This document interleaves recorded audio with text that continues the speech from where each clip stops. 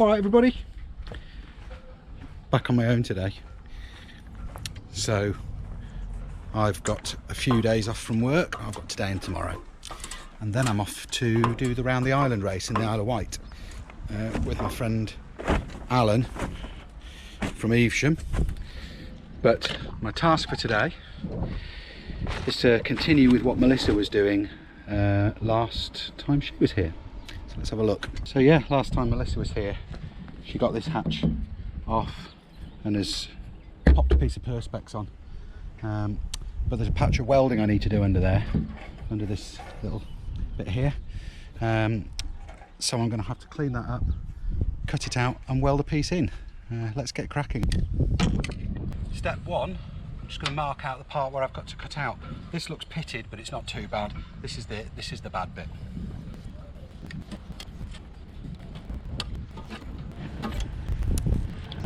Step two, let's cut this piece out.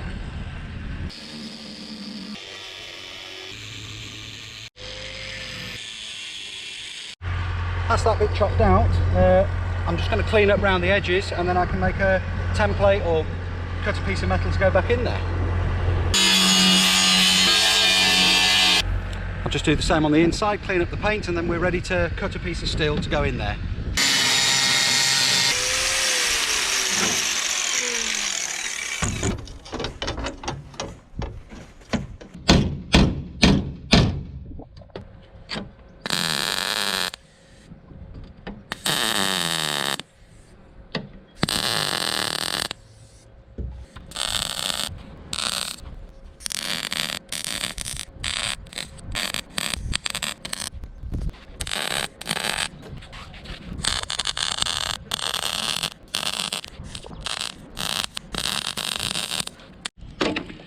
Well, that's the panel welded in.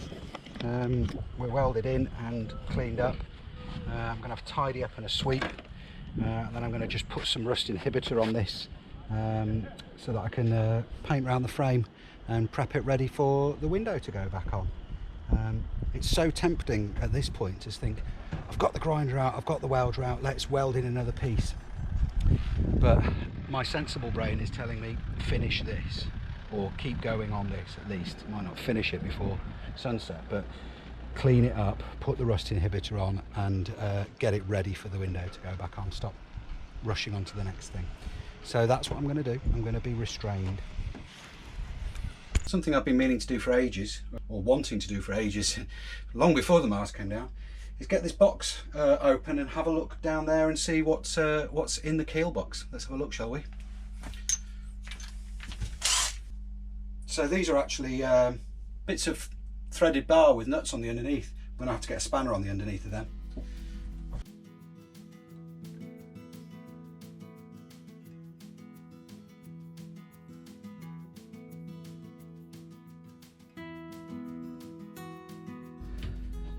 So this plate here is what the mast sits on, the mast support sits on, and then it's going to be a case of see if we can get this plate off. Oh, there's two I've missed. They go actually into the keel box. Okay, let's get these out.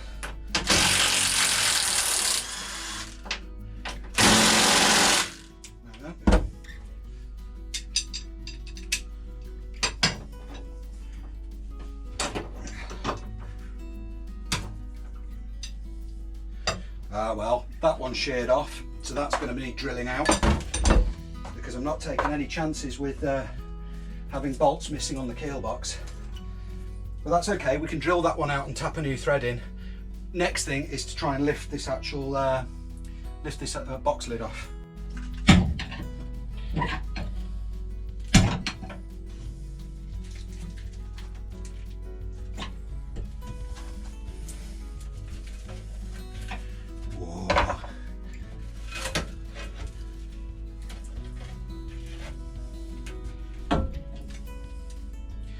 And there's the keel. First look at the keel. Oh, look, you can see daylight.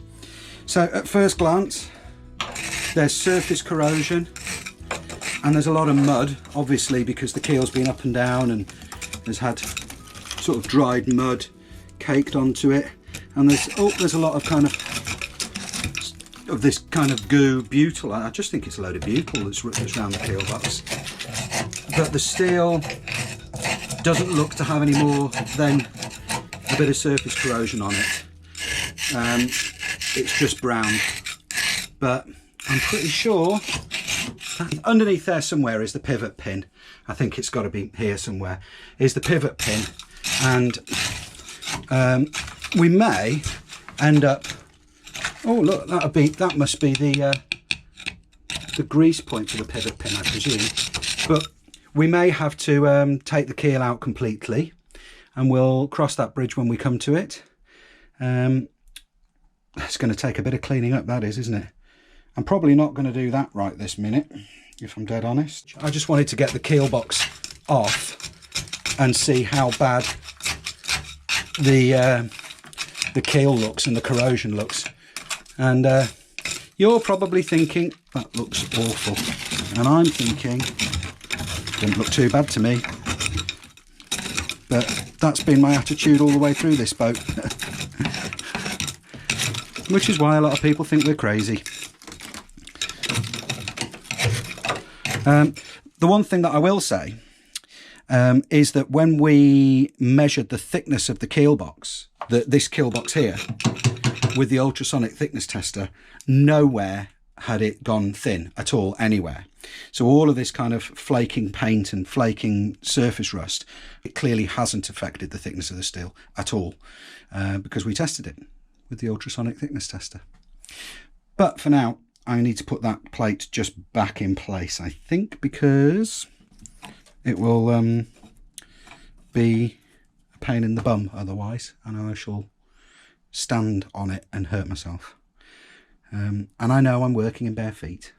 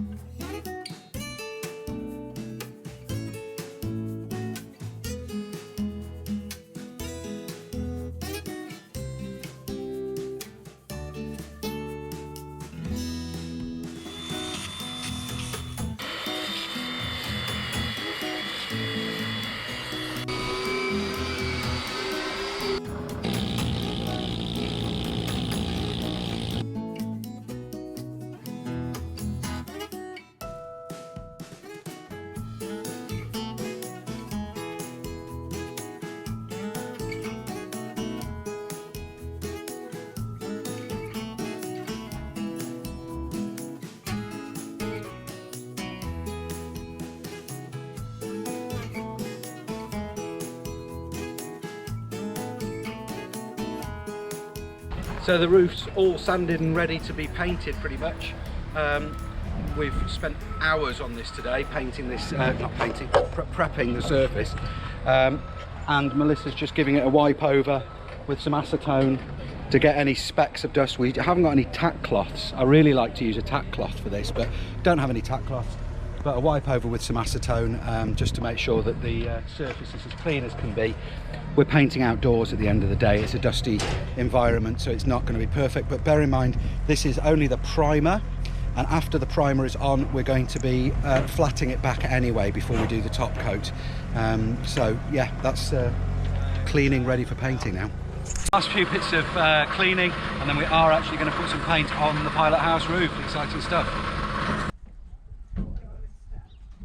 Hey, there's your that's it. Okay, so start from the middle.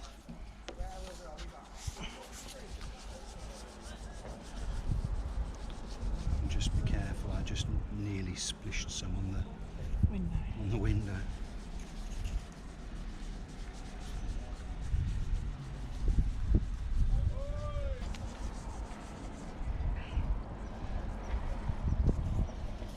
This is going to be a high-speed shot. However, please be aware, the instructions for this paint say specifically to brush paint the first coat because it gets a thicker layer.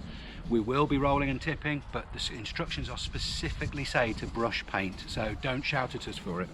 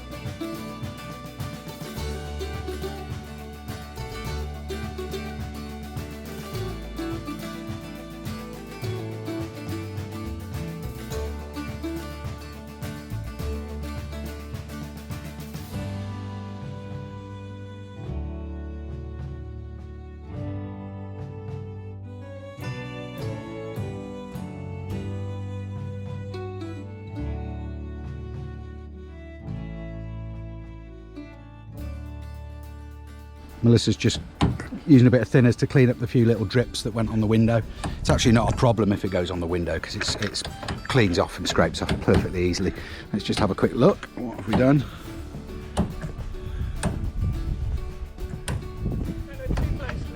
No. Bear in mind, this is the primer. It's the first coat of primer. So there'll be further coats of, there'll be another coat at least of this, probably more than one, of this epoxy primer. And then will be the top coat, which is also a Jotun product. Just to fill you in with the product that we're using, it's Jotun 87, and we're using the winter grade version, so it will cure in less than perfect conditions. It's the kind of stuff they use on big ships and oil rigs and stuff like that, so it's super industrial quality. So Jotun 87 is the primer, and the primer is also UV stable, so you don't actually have to put a top coat over it at all. You can use the primer and leave it fine. The only difference is the top coat will have a bit more gloss and look a little bit prettier. So in non-critical, in areas where it's less cosmetic, like below the waterline, the Jotun 87 is fine to just use and then put your anti-foul over the top. And for things like inside, you don't need to top coat it, it's fine. But for the outside of the boat, we will be top coating it, of course, to make it look as pretty as we can. And there'll be several coats of each. And like I said before, we will be rolling and tipping the top coat or using an HVLP. You're going to get your hair in that. So we will be rolling and tipping the top coat or using an HVLP, that's high volume, low pressure spray, to spray the outside of the boat. What I was going to say was we're getting this product through our kind of sponsor, Pro Marine Store. So can I point you at their website? The link's in the description. They've supplied us with the paint at a fantastic price. They're absolutely amazing. So any of you that have boats and watch our channel, I thoroughly recommend check out their website, because you can get absolutely anything you need through Pro Marine Store in the UK, of course, although I'm pretty sure they'll ship worldwide. And speak to Ben. He's a great guy and has been super helpful. He's a fount of knowledge and gets us anything that we need. Thank you, Ben. So what's next then? Well, I've got to go now. This evening I've just got to tidy up and get my backside home because I'm racing, sailing this weekend, the round the island race, round the Isle of Wight, which is this weekend coming up. So I'm off down to meet up with the sailing team tomorrow. Melissa's going to stay here and crack on with the hatches. We're praying it doesn't rain tonight because then this paint will be dry by the morning, or dry enough, and then Melissa can fit the hatches back in the pilot house, and that's job done. Pilot house roof signed, sealed and delivered. No more leaks, no more leaky hatches, we hope. Yeah, so cut to tomorrow morning when Melissa will be doing hatch stuff. Good morning. I'm here to carry on with where we left off yesterday. The paint is ready for the hatches to go in. Just have a look. It's all nice and dry. So I'm going to fit the hatches, and providing this weather cheers up, it's meant to be really nice, but we're kind of stuck in like a sea mist. Providing it dries up, then I'm going to go and do another coat before I go home. So this morning what I'm going to do is go and clean the hatches up, and then I'll fit them.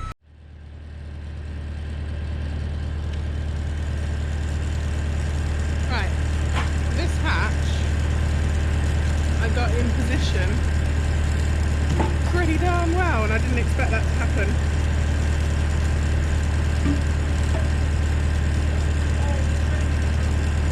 I didn't film it, but it was like perfect. I'm happy.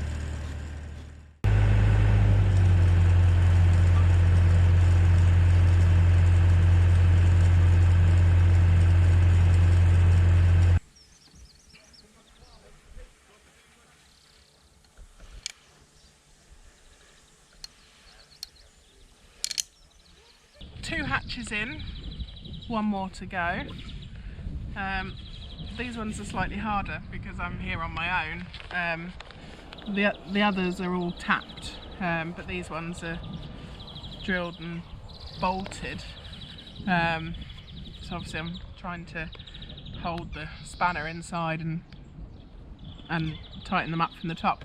There's probably a lot easier way than doing it, and there's probably a tool in the toolbox that would help. But I'm not sure. It seems to work. As I say, this one's in. These hatches are definitely going to need replacing. These are the worst two, but we don't want it to get any worse inside, and we're not in a position to replace them at the moment. But these two, out of all of them, definitely need replacing. So, but they're in, and it should be better than before. Obviously this was really bad underneath. Andy welded in a new bit, so at least it's not getting any worse.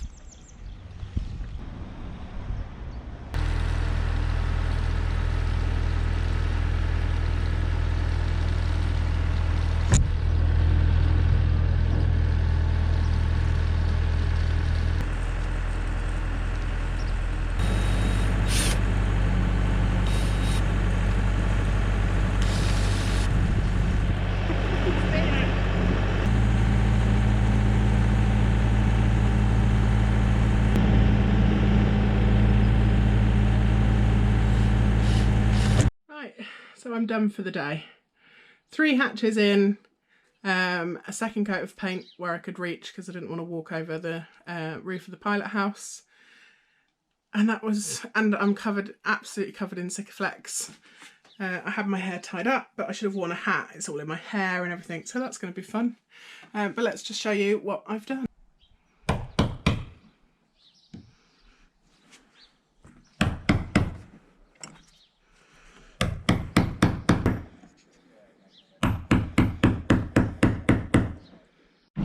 There you go, that's it.